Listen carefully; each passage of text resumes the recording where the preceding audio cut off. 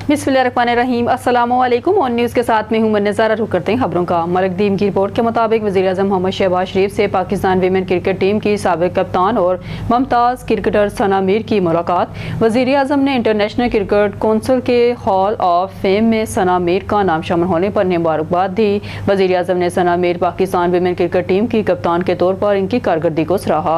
आपकी ज़ेरे क़यादत Pakistan women cricket team ने नुमाया कामयाबियाँ हासिल की और पाकिस्तान का नाम दुनिया भर में रोशन किया।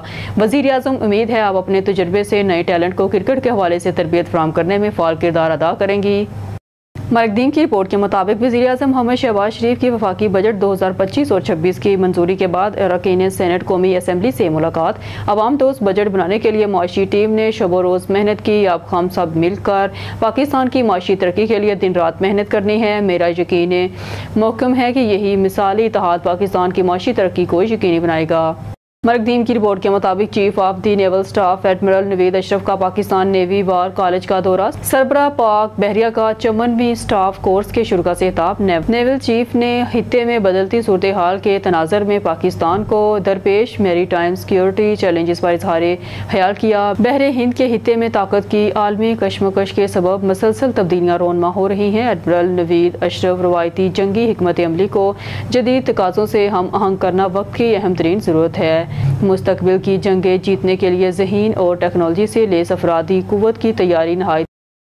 मलकदीम की रिपोर्ट के मुताबिक जनरल सहीर शमशद मिर्ज़ा ने chairman joint chief of staff committee ने सालाना दिफा और सिक्योरिटी मुज़ाकरात के 14वें इजलास में शिरकत के लिए ऑस्ट्रेलिया का दौरा किया।